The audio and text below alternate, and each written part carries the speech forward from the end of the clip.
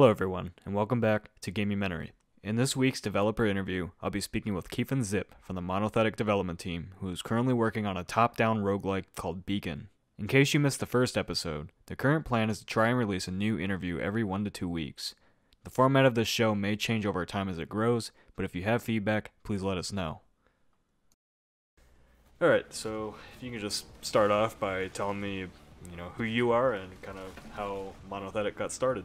Hey, I'm Keithan. I'm the CEO, level designer, and one of the artists at Monothetic. And we've got started actually almost 8 years ago now. All of us sort of met in the Source engine modding scene, so we were all working on like Half-Life 2 mods, some TF2 stuff, Counter-Strike levels, a lot of full conversion mods too, but nothing you ever heard of probably. And we decided we wanted to try to make our own indie game in about 2011, and now after like one failed project that took about 3 years, we've been working on Beacon almost 4 years, and now we're getting close to release finally for this. Cool. So what kind of mods did you guys work on for Half-Life 2 on Team I did a couple levels for Team Fortress that weren't really released. Outside of that, I actually have a couple workshop items in-game. In terms of mods, though, we worked on Canvas, Black Snow, which was actually released under our company Monothetic. City 17 Episode 1 was another one that a couple of us worked on. So was that your main experience for game development, or did you go to school before learning how to mod and all that for stuff like this? I personally never went to school. I'm completely self-taught, and yeah, we just come up through the mod scene. Everyone on the team has their own background though. Like our programmer went to RIT, and he has a full-time job in Silicon Valley here. Tay went to Academy of Art University. I think for the most part though, for what we do on the game, we're self-taught using Unity and everything like that. Like we don't have much formal games education. Mm-hmm.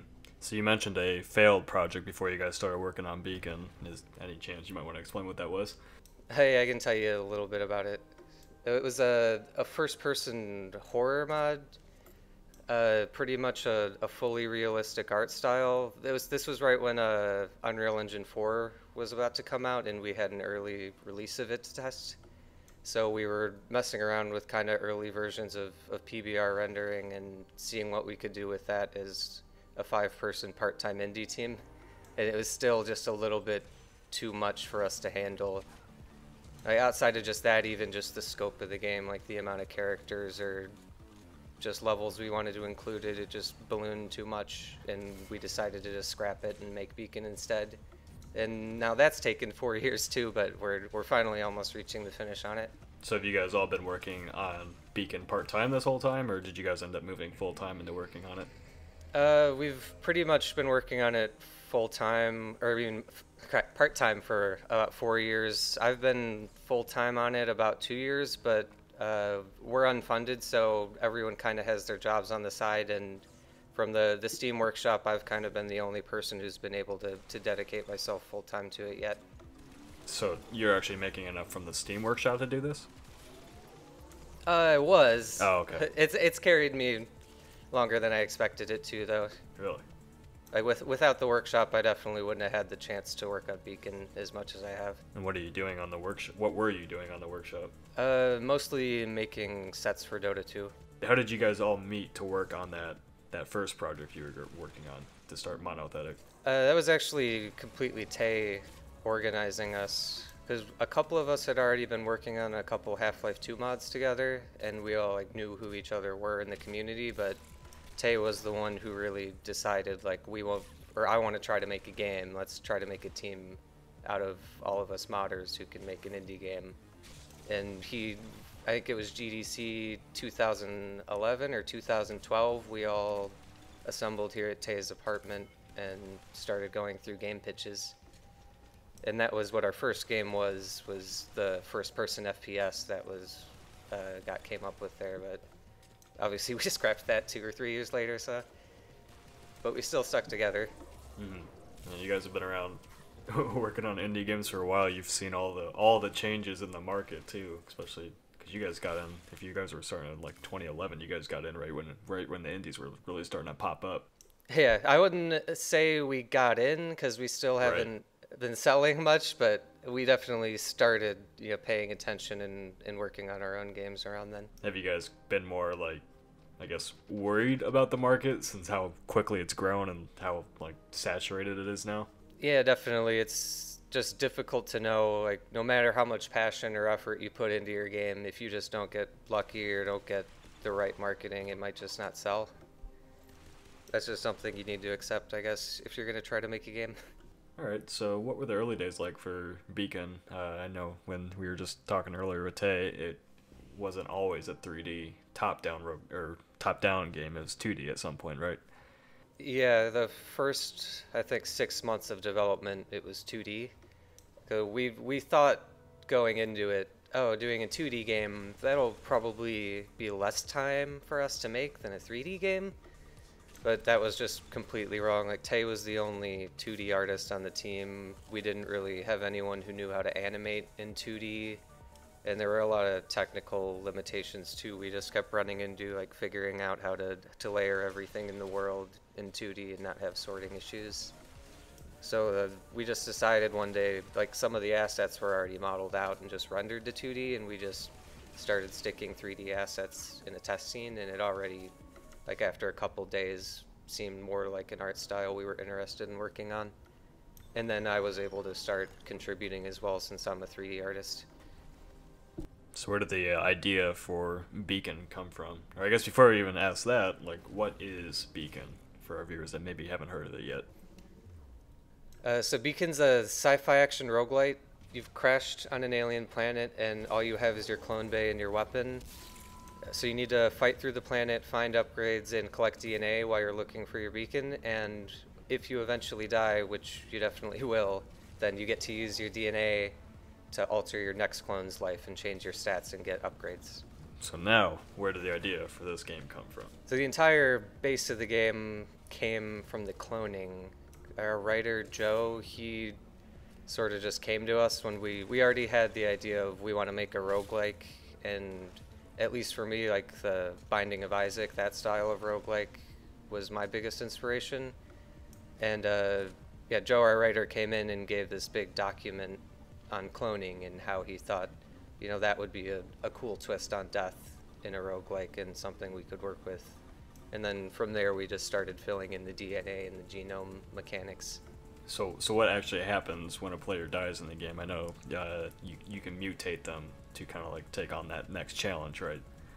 Yeah, so kind of like as a security measure, when Freya crashed on the planet, her clone bay survived the crash, and every time she dies on the planet, as a measure to help her, just respawn and get another chance to find her beacon and get off the planet, the clone bay just automatically prints out a new clone. So every time you die in the game, you get taken to this clone bay screen where you can mix and match any DNA that you've looted that life.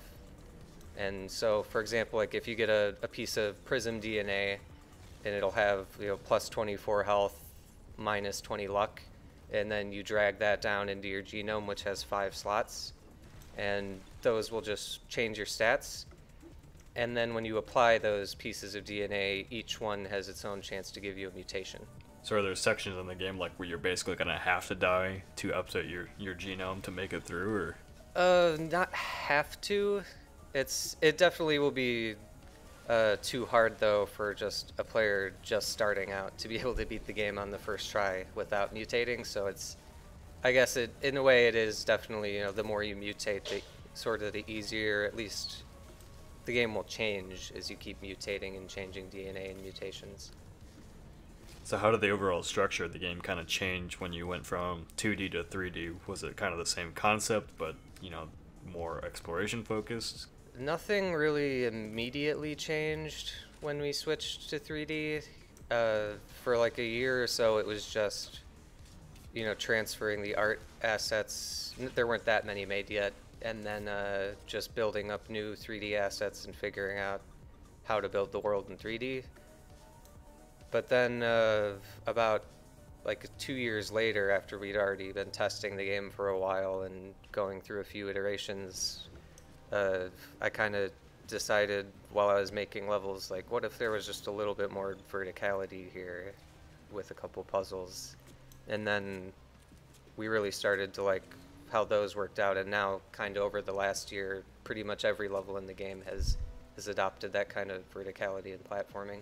So how big is Beacon? I know you guys released a part of the game on itch.io just recently, actually. So we just released the early access build.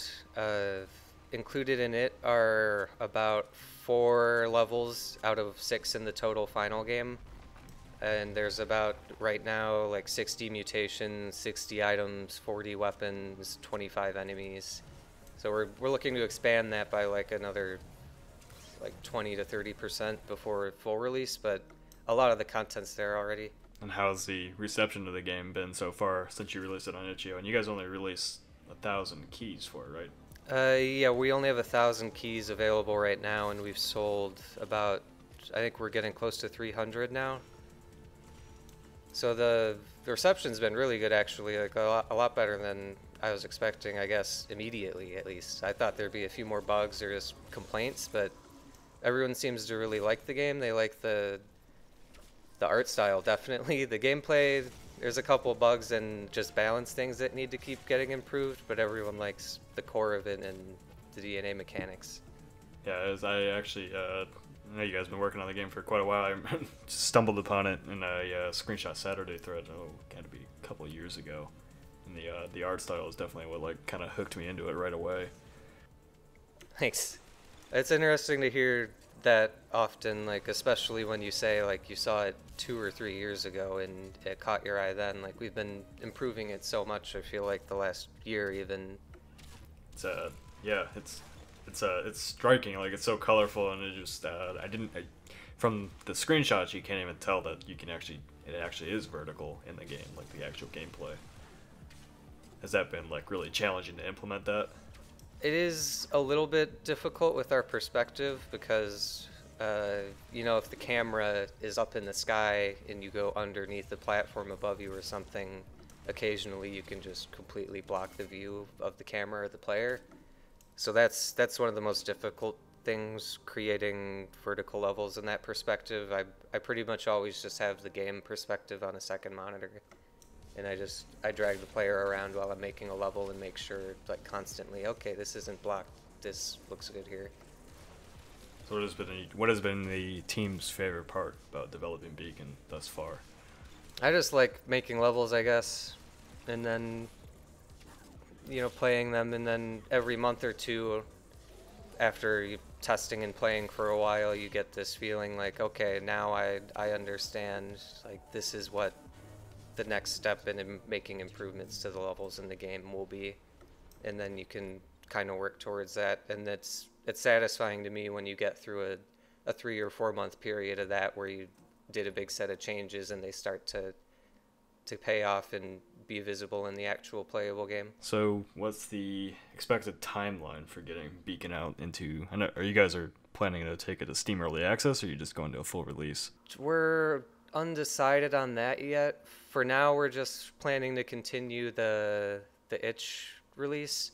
So if that sells out eventually and we still want to do more testing, we might release another 1,000 keys or so. But if the itch build isn't selling as much as we'd hope in a couple months, and we need a little bit more money to finish developing the game, then we might push it to Steam Early Access a little bit early.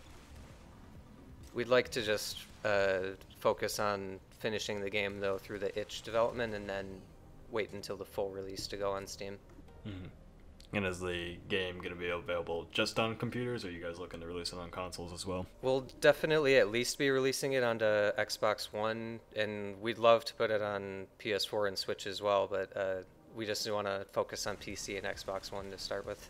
We're working on the first content patch for the early access release now. That should be coming out in 2 or 3 weeks, and it'll have probably about like 10 new weapons, 4 or 5 new mutations, a new enemy, and just a couple new levels, all based around the native factions, so kind of the raptors and the little pink roly-poly bugs. I know your fans seem to be quite happy with the soundtrack as well. Oh yeah, one of our UK members, Aaron Seaton, he does all the the sound work. He works at a bar right now, and he works part-time on the game. He actually wasn't our sound designer initially. We just needed someone to do sounds and music for the game, and he had been messing around with that stuff a little bit in his spare time, and he kind of just started learning and took over development of the sound and the music for the game. Neat. Alrighty. Well, if there's nothing else, I think we're good to go here, and good luck with the ongoing development of Beacon. I still need to try it out for myself. I didn't have time last night, but Yeah, sorry, it took me a while to send you a key. yeah, no worries. In the middle of editing an hour-and-a-half documentary, so. But alright. Well, thanks for taking the time to talk with me, and looking forward to seeing what's next for Beacon. Yeah, thanks for interviewing.